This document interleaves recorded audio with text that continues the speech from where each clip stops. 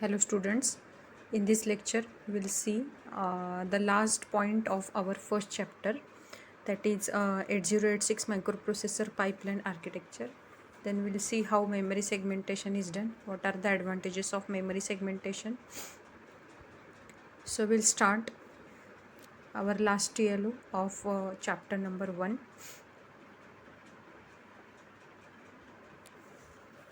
So this all of you know about the architecture of 8086. In previous lecture we have seen that in architecture there is two important unit, bus interface unit and execution unit, and memory interface is there. So bus interface unit performs the fetching and decoding of the instructions or command which is given by user.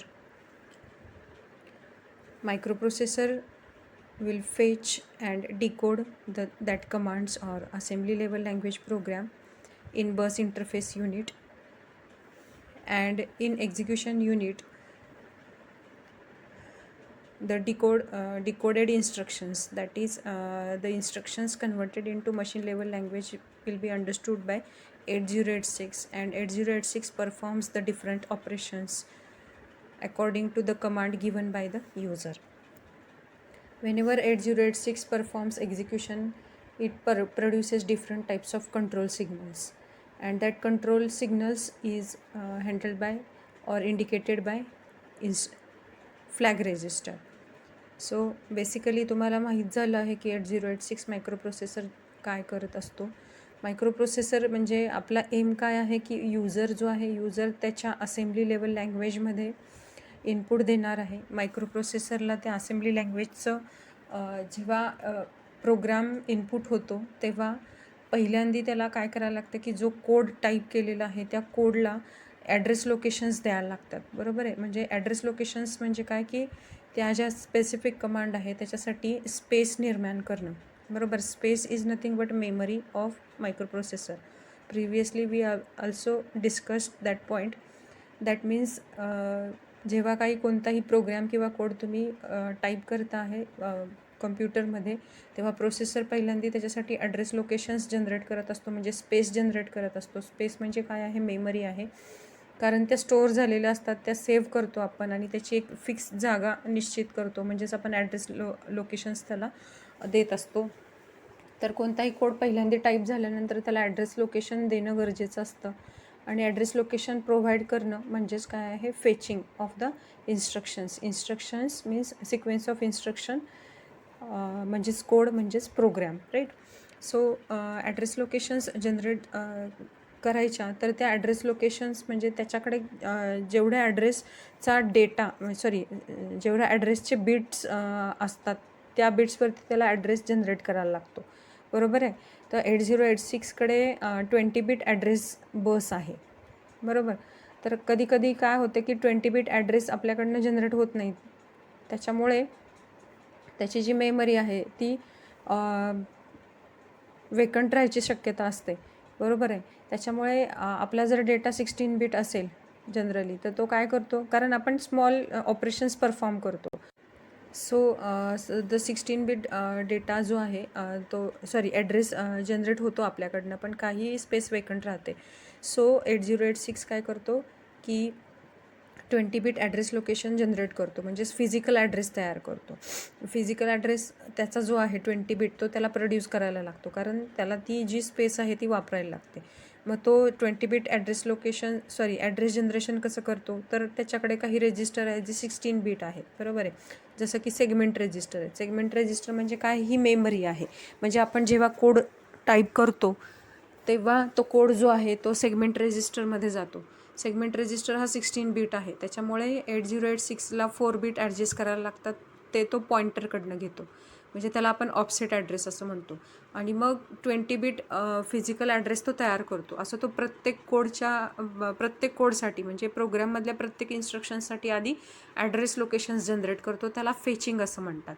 त्याच्यानंतर data address location fetch केल्यानंतर code सेगमेंटमध्ये सगळ्या address locations generate होतात, आणि जो ऑपरेशनसाठी आपण जो data use करणार आहे इन्स्ट्रक्शनमध्ये, डेटा म्हणजे काय की समजा दोन नंबर आहेत, त्याची ॲडिशन करायची आपल्याला, तर आधी ॲडिशनची काय प्रोसेस आहे त्याचा कोड आपल्याला लिहायला लागतो. पण तो कोड लिहिल्यानंतर त्याच्यामध्ये 2 नंबर घ्यायला लागतात ज्याची आपल्याला ॲडिशन करायचे. तर ते नंबर जे आहेत त्याला आपण डेटा म्हणतो आणि तो डेटा सेगमेंट रजिस्टरमध्ये स्टोअर होतो. सो कोड आणि डेटा असा सेपरेशन तो करतो आणि डेटा वेगळ्या सेगमेंट रजिस्टरमध्ये म्हणजे डेटा सेगमेंटमध्ये स्टोअर करतो आणि कोड सेगमेंटमध्ये स्टोअर करतो. सो जेव्हा तो डेटा स्टोअर करतो तेव्हासुद्धा त्याला काय करायला लागतं की 16 बिट डेटा असेल तर तो 16 बिट स्टोअर करतो, पण जर 16 बिट नसेल तर त्याला ते कंप्लिशन करायला लागतं. त्यामुळे त्याच्यामध्ये तो ऑफसेट जो आहे तो ॲड करतो. मग डेटा सेगमेंटमध्ये कोणते ऑफसेट ॲड होतात हे आपण आर्किटेक्चरमध्ये पाहिलेलं आहे. जरा एकदा त्याच्यातनं परत तुम्ही गो थ्रू करा म्हणजे तुम्हाला लक्षात येईल की डेटामध्ये कोणते ऑफसेट ॲड होतात. ठीक आहे. सो पहिल्यांदी 8086चं काम असतं ॲड्रेस लोकेशन्स तयार करणं, त्याच्यानंतर डेटा जे आहे साठी लोकेशन्स तयार करणं. सो ह्याला फेचिंग म्हणतात. त्याच्यानंतर जेव्हा इन्स्ट्रक्शन्स आपण त्याचा डेटा आणि ॲड्रेस लोकेशन्स व्यवस्थित जनरेट होतात तेव्हा त्या अशा फेच झालेल्या इन्स्ट्रक्शन ज्या आहेत त्या इन्स्ट्रक्शन क्यूमध्ये जातात आणि इन्स्ट्रक्शन क्यूमध्ये गेल्यानंतर मग त्या एकामागोमाग एक एक्झिक्यूट होतात म्हणजे काय की पहिल्यांदा त्या कन्व्हर्ट होतात मशीन लेवल लँग्वेजमध्ये म्हणजे 0-1मध्ये त्या कन्व्हर्ट होतात आणि 0-1मध्ये कन्व्हर्ट झाल्यानंतर मग त्या पुढे एक्झिक्युशनसाठी एक्झिक्युशन युनिटमध्ये पाठवल्या जातात. सो एक्झिक्युशन युनिट काय करते, एक्झिक्युशन युनिट ज्या रजिस्टरमध्ये तुम्ही डेटा स्टोअर केलेला आहे बरोबर, त्या रजिस्टरमधला डेटा घेऊन ALUमध्ये सगळे ऑपरेशन्स परफॉर्म केले जातात. ALUमध्ये ऑपरेशन परफॉर्म करत असताना जसं आपण DTमध्ये ॲडिशन सबट्रॅक्शन करत होतो तेव्हा कॅरी बॉरो ह्या सगळ्या गोष्टी जनरेट व्हायच्या. ते आपल्याला पेपरवर सोडवताना आपल्याला कळत होतं. पण जर 8086मध्ये ते ऑपरेशन परफॉर्म होत असतील आणि त्याच्यामध्ये कॅरी असो, बॉरो असो किंवा शिफ्ट ऑपरेशन असो, रोटेट ऑपरेशन असो हे आपल्याला लक्षात आलं पाहिजे. तर त्याच्यासाठी फ्लॅग रजिस्टर आहे. तो फ्लॅग रजिस्टर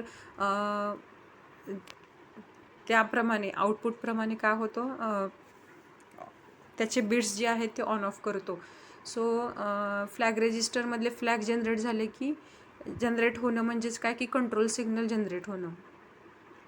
सो ह्या ज्या गोष्टी आहेत बस इंटरफेस युनिट आणि execution unit, all these things we have seen previously in previous lecture. Some students are not getting, that's why I have explained in Marathi also in this lecture. So try to understand. I am using very simple language. Try to understand in English also because it is necessary, all of you. Then this is all about the architecture. So now all of you know about the fetching, decoding and execution. Then what do you mean by control signal, then what do you mean by segmentation, right? So the today's most important topic is pipelining. That is the last point of our chapter. So in on screen you can see the pipelining process in 8086 is shown in the form of diagram. So non-pipelined and pipeline structure is shown. So 8085 is the previous generation of the microprocessor. That microprocessor was not having pipelining structure. That's why the execution time of operations was too large, and 8085 processor is of 8-bit microprocessor. So to overcome that 2 points, the 8086 is invented. 8086 is of 16-bit microprocessor and it performs the pipelining operation, means it saves the execution time of operation. So because of that pipelining, the speed of 8086 is more than 8085. So on your screen you can see in 8085 there is a 4 clock cycles or time period required T1, T2, T3, T4. So for fetching and executing one instruction, it will require two time cycles, right? And in 8086, in one time period, that is, you can see that in T2 time period, first instruction is executed while another instruction is came for fetch, right? So in one machine cycle or time cycle, there is a two operations going on: execution of first instruction and fetching of second instruction. So this type of process is called as a pipelining. Now the pipelining is possible because of instruction queue. The instruction queue is a unit present in bus interface unit. So when the 808 microprocessor generates a physical address locations and data for particular command, then such type of instructions are loaded into instruction queue. Instruction queue is serial in serial out register, or you can say that it performs first in first out operation. So this instruction queue stores a 6 byte of data inside it, and it will helps the pipelining structure. So whenever execution start, the first instruction starts fetching, then another instruction is present in a queue. When fetching of first instruction is done, then second instruction, that when fetching of first instruction is done, then this first instruction will goes to decoding, then second will come for fetching, and when first will go to decode, then second will come for fetch, and second will go to execute, and third will come for fetch. सी तुम्हाला जरी स्क्रीनवरती फक्त fetch आणि execution दिसत असेल तरी कमांडची जी process आहे त्याच्यामध्ये पहिलं fetching होतं, नंतर डिकोडिंग होतं आणि नंतर एक्झिक्युशन होतं. फेचिंग म्हणजे तुम्हाला माहिती झालं ॲड्रेस आणि डेटा लोकेशन सेट करतो. डिकोडिंग म्हणजे मशीन लेवल लँग्वेजमध्ये त्याचं कन्व्हर्जन होतं, आणि थर्ड एक्झिक्युशन म्हणजे ॲक्च्युअल ऑपरेशन कंडक्ट होतं. सो पाईपलायनिंगमध्ये काय की एक इन्स्ट्रक्शन फेचिंगला गेली, पहिल्या इन्स्ट्रक्शनचं फेचिंग झालं की ती डिकोडिंगकडे जाते. तिचं डिकोडिंग होत असताना सेकंड